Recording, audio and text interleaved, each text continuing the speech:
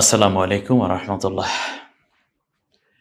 সম্মানিত ভাই বোন, আল্লাহ রাব্বুল আলামিন বান্দাকে কষ্ট দিতে চান না, বরং তিনি আসান করতে চান। লা ইউরিদুল্লাহু বিকুমুল উসরা ওয়া লা ইউরিদু বিকুমুল ইউসরা। আল্লাহ তাআলা সহজ করতে চান। আল্লাহ নবীও বলেছেন, ইয়াসসিরু ওয়া লা তুআসসিরু, বাশশিরু ওয়া লা তুনাফফিরু। সহজ করো, কঠিন করো না। মানুষকে সুসংবাদ দাও, হতাশ করো না। ইসলাম এসে এই সহজ রাস্তাটিকেই কিন্তু দেখিয়েছে। আর সেই সহজটা কীরকম হতে পারে? সফরটা একটা কষ্টের। আর সফরকে তাআতুম মিনান নার বলা হয়েছে। রাসূল সাল্লাল্লাহু আলাইহি ওয়াসাল্লাম বলেন, সফর হচ্ছে একটা আগুনের টুকরা। কোথায় খানা, কোথায় পানীয়, কোথায় বিশ্রাম, কোথায় যানবাহন, কোথায় তার স্বজন সুজন, সব মিলে সফরের যে কষ্টটা আল্লাহ তাআলার চেয়ে কে বোঝেন? এজন্য সলাতকে আল্লাহ তাআলা কসর করে দিয়েছেন। যদি এই সফর অবস্থায় রমজানের রোজা থাকে, আপনি সফরে থাকেন, তাহলে আল্লাহ তাআলা বলছেন, ফাইন কানা মিনকুম মারিয়াদান আও আলা সাফারিন ফাইদ্দাতুম মিন আইয়ামিন উখর। প্রয়োজনে পরবর্তীতে তোমরা এই রোজাগুলো রেখে দিবে। আর যদি পারো সফর অবস্থায় রোজা রাখতে, সে পরিবেশ থাকলে তা তো একান্তই তোমার বেশি কল্যাণ হবে। কারণ আন তাসুমু খায়রুল লাকুম, রোজা তোমাদের জন্যই কল্যাণ বয়ে আনে। কিন্তু অপশন আছে, সফর অবস্থায় ফরজ রোজাও ছেড়ে দেয়া। তো আমরা সফরের অবস্থা নিয়ে নামাজ পড়ার পদ্ধতি এবং কসর নামাজের বিষয়ে বলেছি। এরপরে আমরা সফরের অবস্থায় নফল নামাজ এবং বিতেরের সলাত আমরা পড়ব কি পড়ব না, এ নিয়ে দালিলিক বিষয় আমি দেখিয়েছি। একান্তই বান্দার ইখতিয়ারের উপর এটা অনেকটা নির্ভর করে, যে তার সক্ষমতার উপরে। তো এ নিয়ে বাড়াবাড়ি করার কোনো সুযোগ নেই।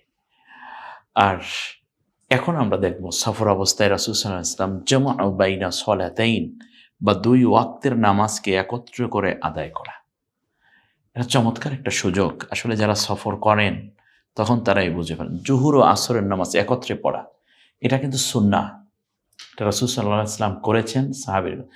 আমি বুখারী এবং মুসলিম শরীফের সহিহাইনের মধ্যে প্রায় ৩৭টা হাদিস, 37 হাদিস রাসূল সাল্লাল্লাহু আলাইহি ওয়াসাল্লামের বাণী এগুলো আছে।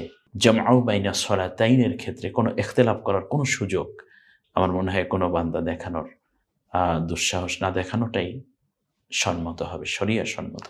এবারে আমরা একটু দেখে নেই কি অবস্থা হয়েছে। আমরা একটু দেখি সুনান আত-তিরমিজির হাদিস নম্বর 551, আব্দুল্লাহ ইবনে ওমর রাদিয়াল্লাহু তাআলা আনহুমা থেকে বর্ণিত, আমি রাসূল সাল্লাল্লাহু আলাইহি ওয়াসাল্লামের সাথে সফরে জুহুরের নামাজ পড়েছি 2 রাকাত, এবং তারপর আরো 2 রাকাত পড়েছি। অর্থাৎ জুহুর নামাজ পড়েছেন, এরপরে আরো 2 রাকাত পড়েছেন। এর মানে হলো 2 রাকাত জুহুরের এবং 2 রাকাত আসরের। এটাকে আমরা জানলাম। এরপর আরো অনেকগুলো বর্ণনা আসবে। মাগরিব ও ঈশা নামাজ একত্রে পড়া, এইটা কিভাবে? হযরতে ইবনে ওমর রাদিয়াল্লাহু তাআলা আনহু থেকে বর্ণিত, রাসূল সাল্লাল্লাহু আলাইহি ওয়াসাল্লাম যখন কোথাও সফরে দ্রুত চলতে হতো অথবা তার সামনে কোনো জটিল কাজ উপস্থিত হতো, তখন তিনি মাগরিব ও ঈশা একত্রে আদায় করে নিতেন। সহিহ মুসলিম 1506 নম্বর হাদিস। তাহলে বোঝা যায়, ইজা জাদ্দা বিহিস সাইরু আও হাজাবাহু আমরুন জামা বাইনাল মাগরিবি ওয়াল ঈশা। রাসূল সাল্লাল্লাহু আলাইহি ওয়াসাল্লামের যখন কোনো একান্ত প্রয়োজনীয় কাজ উপস্থিত হতো, অথবা তিনি যখন এরকম সফরে বের হয়ে পড়তেন, কোথাও সফরে যখন বের হয়ে পড়তেন, দ্রুত চলতে হতো, যে সফরের কাজগুলো খুব দ্রুত, সেক্ষেত্রে আল্লাহ রাসূল সাল্লাল্লাহু আলাইহি ওয়াসাল্লাম মাগরিব ও ঈশা একত্রে আদায় করে নিতেন, জামা বাইনাল মাগরিবি ওয়াল ঈশা। তাহলে আমরা বুঝলাম মাগরিব এবং ঈশা জমা করা যায়। জুহুর ও আসর, মাগরিব ও ঈশা জামা একত্রে পড়া। আমরা এই ব্যাপারে এই হাদিসটি দেখে নিতে চাই। আব্বাস রাদিয়াল্লাহু তাআলা আনহু আব্দুল্লাহ ইবনে আব্বাস রাদিয়াল্লাহু তাআলা আনহু থেকে বর্ণিত, তিনি বলেন, সফরে দ্রুত চলার সময় রাসূল সাল্লাল্লাহু আলাইহি ওয়াসাল্লাম জুহুর ও আসরের নামাজ একত্রে আদায় করতেন, আর মাগরিব ও ইশা একত্রে আদায় করতেন। সহিহুল বুখারী 1038 নম্বর হাদিস। একেবারে স্ট্রেট কথা। এর বিপরীত চিন্তা বা এর ব্যাপারে আর কোনো মন্তব্য খুব বেশি না করাই আমি মনে করি উম্মাত হিসেবে আমাদের খুব আদব হবে। যে ইয়াজমাউ বাইনা সলাতি যুহরি ওয়াল আসরি ইযা কানা আলা যুহরি সাইরিন ওয়া ইয়াজমা বাইনাল মাগরিবি ওয়াল ইশা, যেটা আমরা দেখতে পাচ্ছি রাসূল সাল্লাল্লাহু আলাইহি ওয়াসাল্লামের আমলের মধ্যে। তাহলে সফর অবস্থায় জুহুর, আসর, মাগরিব, ইশা একত্রে পড়া যায়। জুহুর, আসর, মাগরিব, ইশা একত্রে নামাজ পড়া, এ ব্যাপারে আমি অনেকগুলো দলিল দিতে পারতাম।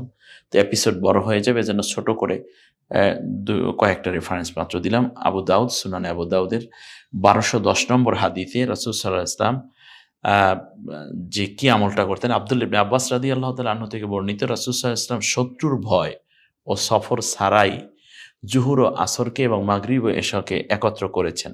ইমাম মালিক রহমতুল্লাহ বলেন, সম্ভবত বৃষ্টির কারণেই এমনটা হয়েছে। শত্রুর ভয়ের কারণে, যে এমন একটি জায়গায় আমি যাচ্ছি যেখানে যদি আমি নামাজ পড়ি তাহলে শত্রুর ভীষণ ভয় হবে, কিন্তু মাগরিব পড়ার অবস্থানটা আমার ভালো আছে, তাহলে আমার ইশা পড়ার অবস্থাটা ভালো আছে, তাহলে আমি মাগরিবে যদি দেখি শত্রুর ভয় আছে, আমি ইশা যেখানে নিরাপদ সেখানে গিয়ে পড়বো, কারণ ইশার ওয়াক্ত তো ফজরের মানে সুবহে সাদিকের পূর্ব পর্যন্ত। আবার যদি এরকম হয় যে দেখা যায় যে যেখানে আমি পৌঁছাইতেছি সেখানে নামাজের কোনো পরিবেশই থাকবে না, বা ওখানে নামাজ পড়লে আমার অনেক ক্ষতির সম্ভাবনা আছে, জীবনের উপরে হুমকি আসতে পারে, তাহলে মাগরিব নামাজ আমি আদায় করেছি পথে বা নিরাপদে, এর সাথে আমি রাতের নামাজটাও আদায় করে নেব। আবার সফর অবস্থায় রাসূল সাল্লাল্লাহু আলাইহি ওয়াসাল্লাম এটা করেছেন। কিন্তু রাসূল সাল্লাল্লাহু আলাইহি ওয়াসাল্লাম এখানে যেই এটাও করেছেন যে শত্রুর ভয়ও নাই, আবার সফরও নাই, এরপরেও রাসূল সাল্লাল্লাহু আলাইহি ওয়াসাল্লাম জমা করেছেন, জমাউ বাইনা সলাতাইন করেছেন।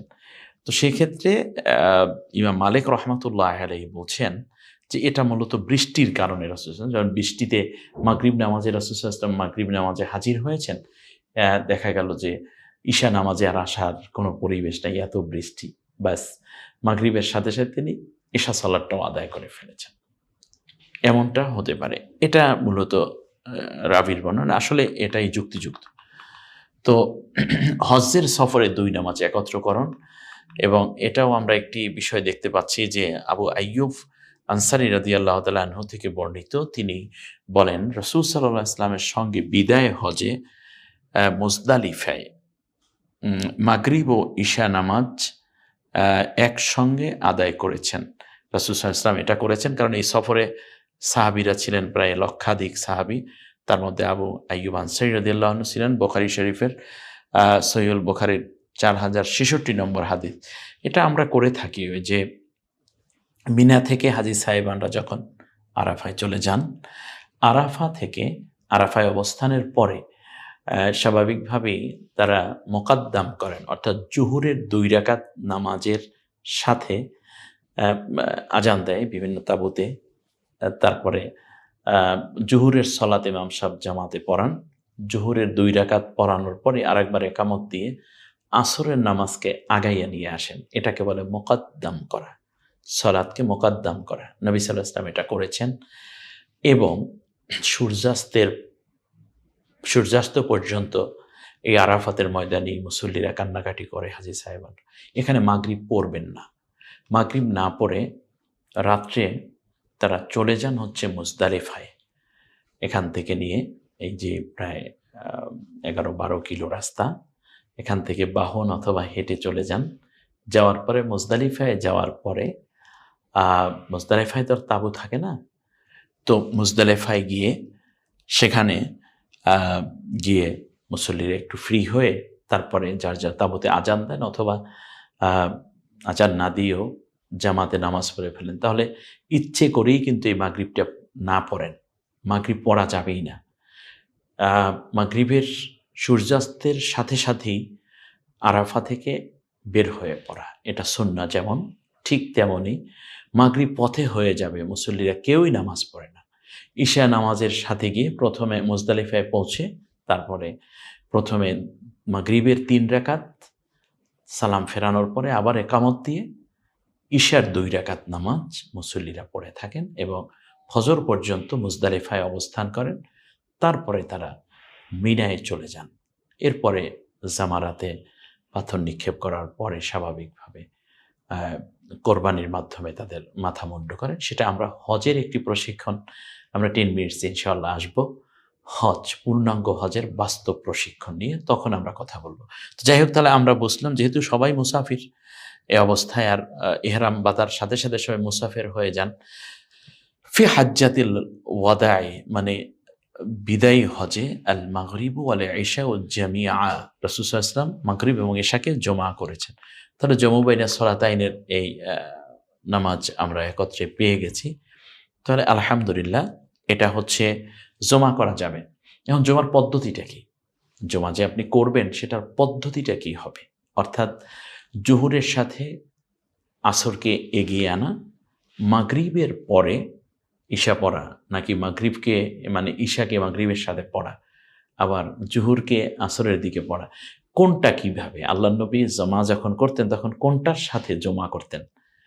জুহুরের সাথে আসরকে এনে পড়তেন, নাকি জুহুরকে কাজা করে আসরের সাথে যোগ করতেন? আবার মাগরিবের সাথে ঈশাকে এনে পড়তেন, নাকি মাগরিব কাজা করে ঈশার সাথে একত্রে পড়তেন? আমরা পরবর্তী এপিসোডে দেখার চেষ্টা করব ইনশাআল্লাহ। সম্মানিত ভাইরা, অনেকের কাছে কিন্তু এই কথাগুলো একেবারে নতুন, অথচ এটা আমাদের রাসূল সাল্লাল্লাহু আলাইহি ওয়াসাল্লামের সময় থেকেই এই কাজগুলো চলে আসছে। সফরে যারা থাকেন, জমু বাইনা সলাতাইন তাদের জন্য যে কত উপকার করে দিয়েছে। আপনি দেখেন, আপনি দিনের নামাজকে দিনের বেলার নামাজকে এক করে ফেলেন, অর্থাৎ জোহরের ওয়াক্তে আপনি আসরটা পড়ে ফেললেন। কথার কথা, সারা দিন আপনার আর কোনো নামাজ নেই। মাগরিবকে কাজা করার অপশন আছে, আপনি মুসাফির।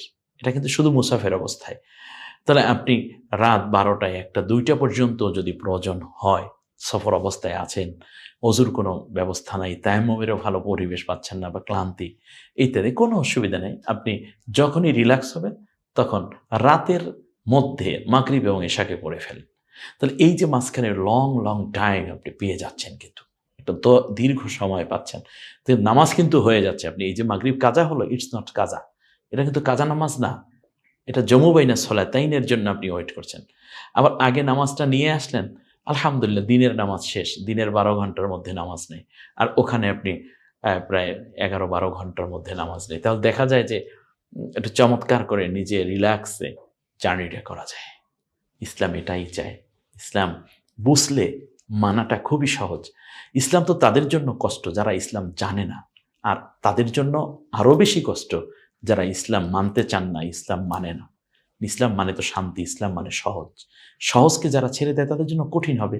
শান্তিকে যারা ছেড়ে দেয় তারা অশান্তিতে পড়বে। আল্লাহ আমাদেরকে ইসলামকে বুঝে বুঝে যেন আমল করতে পারি, সে তৌফিক দান করুন। এ প্রত্যাশা আল্লাহর কাছে রেখে আজকের এপিসোড থেকে বিদায় নিচ্ছি। আসসালামু আলাইকুম ওয়া রাহমাতুল্লাহি ওয়া বারাকাতুহু।